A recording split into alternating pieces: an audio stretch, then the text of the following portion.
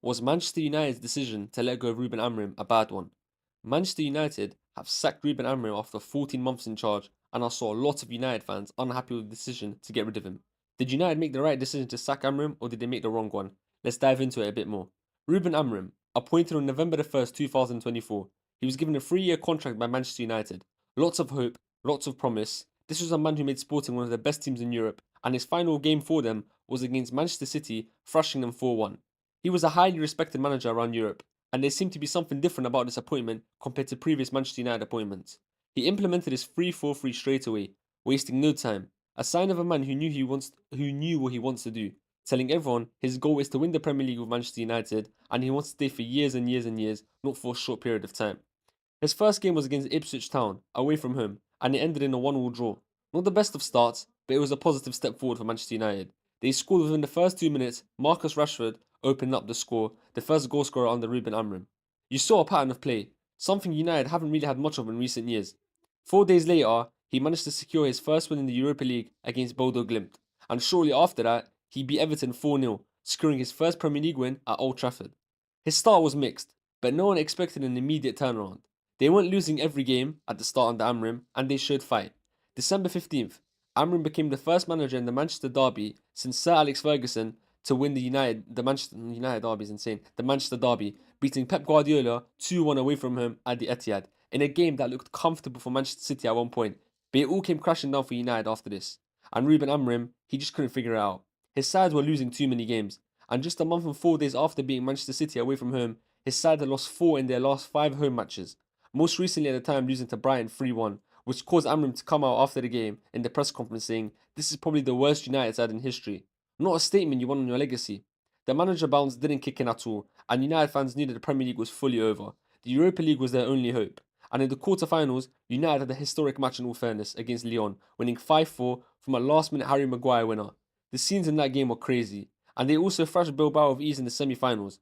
But in the finals, they were up against Tottenham Hotspur, another team struggling, similar to Manchester United. They had already lost to them 3 times this season, and in all fairness, it wasn't even much going into the final. No one knew who was going to win.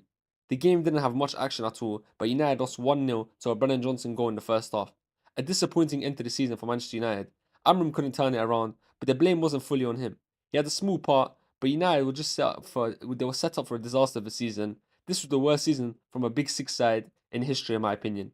14th place finish with no trophies. It was looking bad, but Amrim now has a pre-season to show what he's about. United fans didn't go into the season with too much high expectations.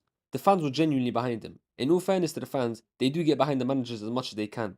They just wanted to see improvements. They weren't demanding trophies and every game to be won 5 or 6-0. They just wanted to see minor improvements and not a disaster of a season like last year where he finished 14th.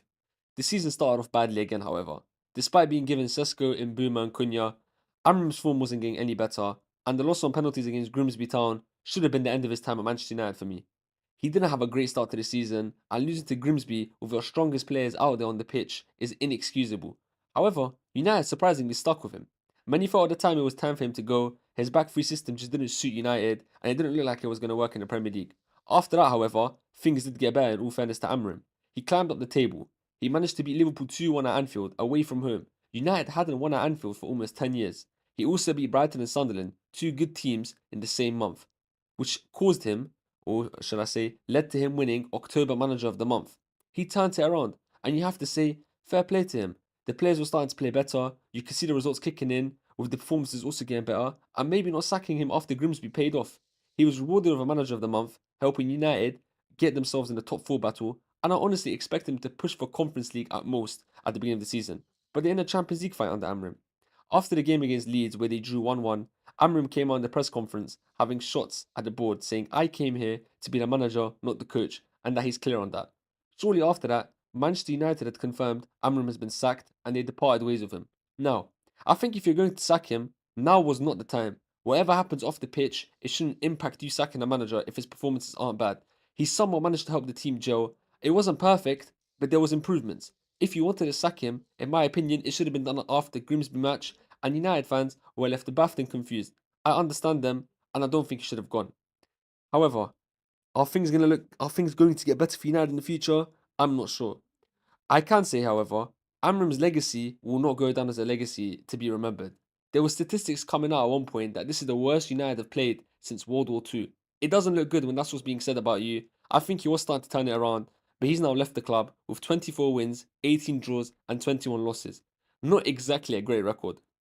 That's the end of the video, everyone. Let me know if you agree with me that the timing of sacking Amram wasn't right, or whether you disagree and think it was time for him to go. Thank you for watching.